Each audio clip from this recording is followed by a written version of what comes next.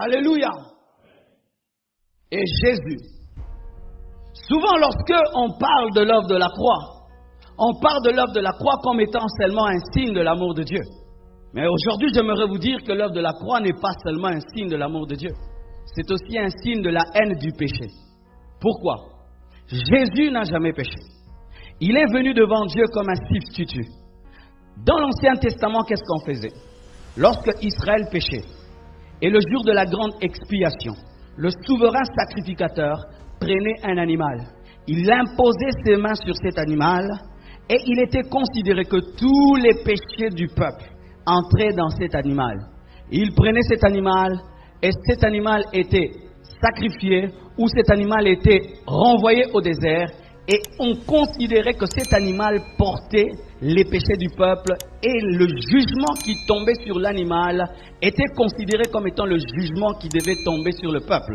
Ainsi l'animal mourait ou était rejeté pour que le peuple ne meure pas et pour que le peuple ne soit pas rejeté. Et Jésus est venu comme étant l'agneau de Dieu afin de porter nos péchés et afin de subir notre sort. Mais le sort qui arrive sur le sacrifice révèle la haine de celui qui juge le sacrifice.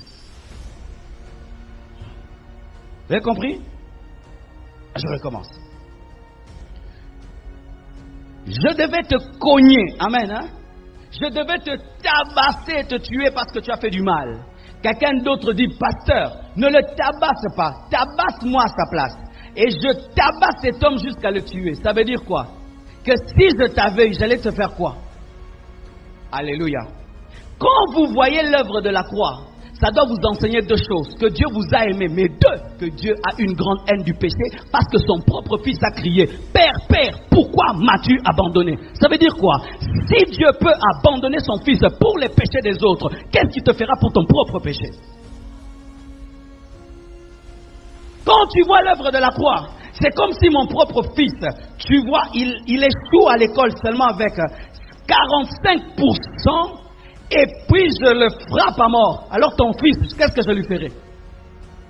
Si Dieu a frappé son fils à cause de nos péchés, qu'est-ce qu'il nous fera pour nos propres péchés? C'est pourquoi la seule solution, il doit demeurer ton substitut. Car sans Jésus devant Dieu, le feu de Dieu te tue. Alors chaque fois que vous regardez l'œuvre de la croix, dites, Dieu n'aime pas le péché. Dieu a la haine du péché parce que l'œuvre de la croix révèle sa haine du péché. Alléluia. Bien-aimés frères et sœurs, lorsque nous venons à l'église et nous venons en Christ, le but de Dieu c'est de nous amener à lui ressembler. C'est pourquoi la Bible dit, soyez parfaits comme votre Père Céleste est parfait. Haïssez le péché comme votre Père Céleste a la haine pour le péché. Et Dieu veut que nous puissions être comme lui. Car souvent, dans l'église, on nous enseigne qu'une facette de Dieu. Le Dieu bon, le Dieu d'amour. Alors que Dieu n'est pas seulement amour. Dieu est saint, Dieu est juste. Je crois hier, alors que je rentrais à la maison, Dieu m'a enseigné quelque chose. Je devais traverser la route. Et là, je me suis arrêté. Et j'ai regardé à ma gauche. Il n'y avait point de voiture. Tout était bon, tout était parfait. Mais par prudence, j'ai regardé à droite et quand j'ai regardé à droite, 3 voitures sont passées rapidement. Si j'avais osé regarder seulement à gauche sans regarder à droite, vous allez avoir un accident ou peut-être mourir. Qu'est-ce qui m'a sauvé? C'était l'équilibre entre la gauche et la droite. Et qu'est-ce qui te sauve? C'est l'équilibre entre l'amour et la sainteté de Dieu. Si dans ta vie c'est seulement Dieu est amour, Dieu est amour, tu ne regardes pas à droite. Là où il y a la sainteté, bien aimé, la sainteté va te tamponner. Et lorsque tu ne regardes que la sainteté, tu ne regardes pas l'amour, la sainteté va te condamner. L'équilibre, c'est de regarder l'amour et de regarder la sainteté. Lorsque la sainteté me dit que je suis indigne, je regarde l'amour qui me dit tu es pardonné. Mais lorsque l'amour me dit à la grâce, la sainteté me dit pécherons-nous pour que la grâce surabonde loin de là. C'est l'équilibre qui sauve.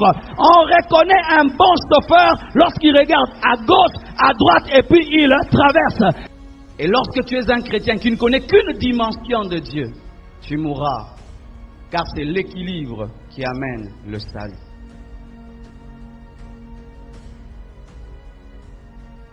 Parce que Jésus revient bientôt. Bien-aimé, ce n'est pas un slogan. Jésus revient bientôt. Regardez le monde actuel. Le monde actuel est en train de se préparer à la venue de quelqu'un qui s'appelle l'Antichrist. Mais il est impossible que l'Antichrist se présente sans que le vrai Christ ne se soit présenté. Et si nous sommes proches de la manifestation de l'Antichrist, donc nous sommes plus proches de la manifestation du Christ. Car il faut que le Christ vienne et l'Antichrist viendra après. Bien-aimé, Jésus revient bientôt. Et quand une femme est fiancée, et que son mariage s'approche, elle s'arrange davantage. Et j'aimerais te dire, Église, ton mari vient. Mais il faudrait que ta robe soit lavée, qu'elle soit purifiée. Et c'est le message de la sanctification qui peut laver la robe de l'Église. Bien-aimé, le message de la guérison des miracles est bon. Je prêche cela, je vis cela, je vois cela. Mais je suis conscient d'une chose, c'est le message de la sainteté qui lave la robe de l'Église. Et la robe de l'Église est très sale.